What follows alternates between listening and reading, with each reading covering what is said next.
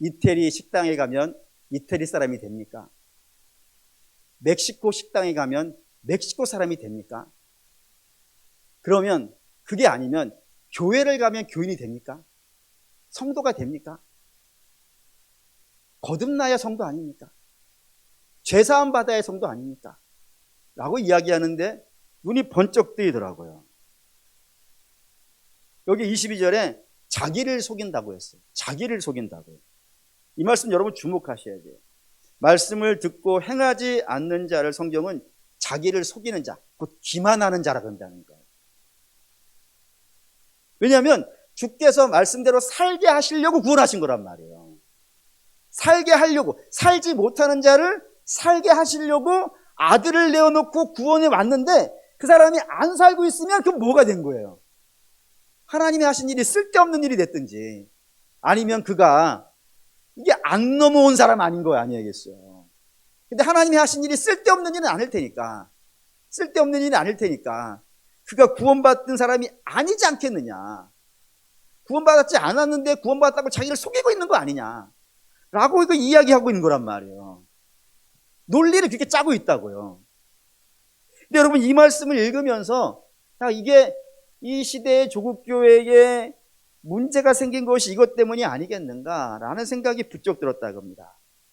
구원받았다고 자부한단 말이에요. 그런데 말씀대로 살지는 않는 겁니다.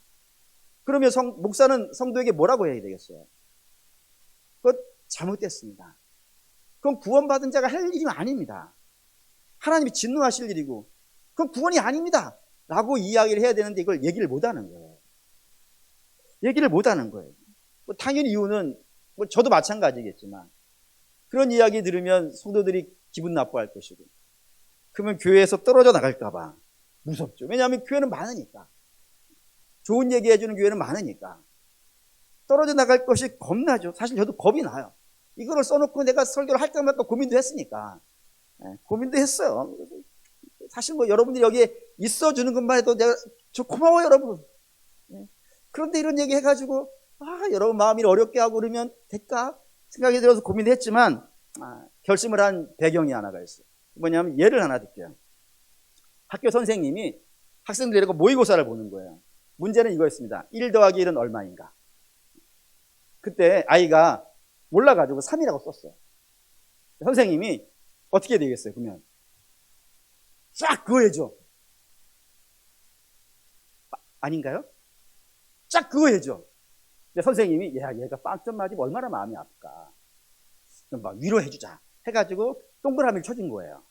그러면 그 아이는 앞으로 계속 1 더하기 1은 뭐예요? 3이에요. 그러다가 대학 시험 보게 됐어요. 그때 1 더하기 1 문제가 나왔어요. 용기 있게 내가 옛날에 배웠어. 우리 선생님이 1 더하기 1은 3이라고 했어. 틀리단 말 안 했어. 해가지고 3이라고 썼어요. 어떤 일이 벌어지겠어요? 대학 못 가는 거지. 그러면 그런 선생님은 우리가 뭐라 그러겠어요? 나쁜 사람. 한 아이의 인생을 망쳤어. 이렇게 말해야 되는 것 아니겠습니까? 선생님은 그게 되는데 목사는 왜 안 될까요? 여러분 그거 틀렸습니다.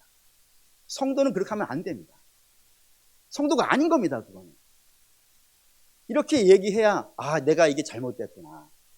이렇게 하면 안 되는구나 해가지고 돌이켜가지고 정상적인 길을 가지 않겠어요. 근데 그 얘기를 아무도 안 하는 거예요. 교회에서 신앙생활과 밖에 나가 신앙생활이 분리되어지면 안 됩니다. 여러분 그건 성도가 아닙니다 라고 이야기를 해야 밖에 나가서도 믿음으로 살 텐데 그걸 얘기를 안 하니까 교회에서 이렇게 하고 그냥 교회만 다니면 돼. 천국 가는데 지장 없어. 열매는 없는데 믿음의 증거도 없고 변화도 없는데 그냥 나는 교회 가서 예배를 드렸어. 나는 그럼 천국 가라고 이런 확신을 갖고 있는 것을 성경은 뭐라 그런다고요?